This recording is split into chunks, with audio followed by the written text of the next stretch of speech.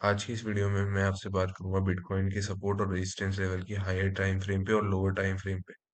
तो चलिए स्टार्ट करते हैं हायर टाइम फ्रेम से। तो हायर टाइम फ्रेम में जो सबसे इंपॉर्टेंट रेजिस्टेंस लेवल हो सकता है वो हो सकता है 0.78 फिबोनाची ऑल टाइम हाई से यहाँ तक। वो है $57,600 तक।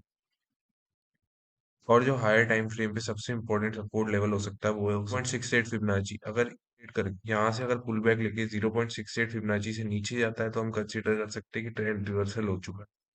अब अगर हम लोअर टाइम फ्रेम पे बात करें तो लास्ट जो इम्पल्सिव वेव है उसके बॉटम से टॉप तक अगर हम फिबोनाची ड्रॉ करके देखते हैं तो हम अब अगर हम लोअर टाइम फ्रेम पे सपोर्ट देखें तो इसको अपने लास्ट इम्पल्सिव वेव से 0.382 से लेके 0.618 अगर ये यहाँ से पुल बैक लेता है और यहाँ तक आता है तो ये जो रेजिस्टेंस है ये फ्लिप हो जाएगा सपोर्ट में। और यहाँ से ये कंसोलिडेट करता है तो हमको एक अच्छा ट्रेड मिल सकता है बुलिश साइड के लिए इस हाइस को वापस रिक्लेम करने के लिए। तो अगर ये इस रेंज पे 1 से 2 दिन तक कंसोलिडेट करता है इसका मतलब ये है कि सेलिंग प्रेशर बहुत कम है और ये वापस ट्रेंड रिवर्सल करके इन हाइस को वापस रिक्लेम कर सकता है। तो यहाँ पे हमारा एक लॉन्ग ट्रेड बन सकता है। और सेकंड केस में अगर ये 0.618 फिबोनाची के नीचे स्लाइस हो जाता है तो ये बहुत हाई चांसेस है कि ये इन लोस को क्लेम करने के लिए और नीचे तक पुल बैक ले सकता है। लेकिन मार्केट के स्ट्रक्चर को देखते हुए लगता नहीं कि 0.618 के नीचे जाएगा, क्योंकि मार्केट का स्ट्रक्चर अभी बहुत ज्यादा बुलिश है।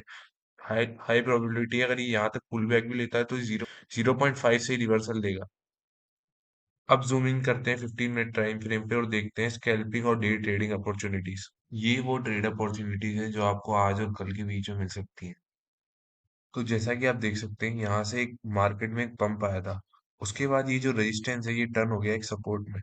एक सिमिलर ट्रेड मिल सकता है अगर ये यहाँ से पुल बैक लेता है और ये जो रेजिस्टेंस है ये वापस सपोर्ट में टर्न हो जाता है तो हम, या अगर ये यहाँ से नीचे आता है और यहाँ पे बाउंस बैक करता है और वापस से नीचे आके डबल बॉटम टाइप का पैटर्न बनाता है तो यहाँ पे हम एक लॉन्ग ले सकते हैं इसके नीचे एसेट डाल के यहाँ तक के वापस टारगेट के लिए। जैसा कि आप यहाँ पे देख सकते हैं प्राइस यहाँ से नीचे आया, फिर यहाँ पे स्टॉप करा और वापस से लोस को विक करके जैसे ही वापस से रिकवरी देने लगी यहाँ पे आप अपना एक ट्रेड प्लेस कर सकते हैं। इसके नीचे एसएल रहेगा और टारगेट यहाँ तक का रहेगा। सिमिलर हमको प्राइस एक्शन यहाँ पे देखने को मिल सकता है। अगर ये यहाँ से पुल बैक ले और डबल बॉटम पैटर्न बनाए तो हम यहाँ पे रिकवरी के लिए ट्रेड ले सकते हैं। बट जैसा कि आप देख सकते हैं कि आज की रेंज अभी भी ब्रोकन नहीं हुई है तो हमको यहाँ पे, जब तक यहाँ पे बिटकॉइन कंसोलिडेट कर रहा है, यहाँ पे भी बहुत सारी हमको ट्रेडिंग अपॉर्चुनिटीज मिल सकती है। सिमिलरली जैसे ही वैल्यू एरिया लो को क्लेम करता है और वहां पे रुक जाता है तो हमको एक लॉन्ग का ट्रेड मिल सकता है। अगर ये जब तक बिटकॉइन इस रेंज में चल रहा है, जब तक ये ऊपर या नीचे तक ब्रेक नहीं करता तब तक हम बहुत आराम से अपना रिस्क मैनेज करके रेंज ट्रेडिंग कर सकते हैं। और अगर बिटकॉइन यहाँ तक आता है और अपने इस हाई को क्लेम करता है, हो सकता है यहाँ पे एक विक बनाए और वापस से रिजेक्शन ले। सिमिलर प्राइस एक्शन थोड़े दिन पहले भी हमको देखने को मिला था।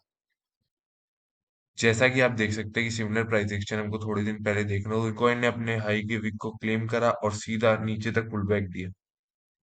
तो चलो गाइस, आज के लिए इतना ही था। Thank you for watching.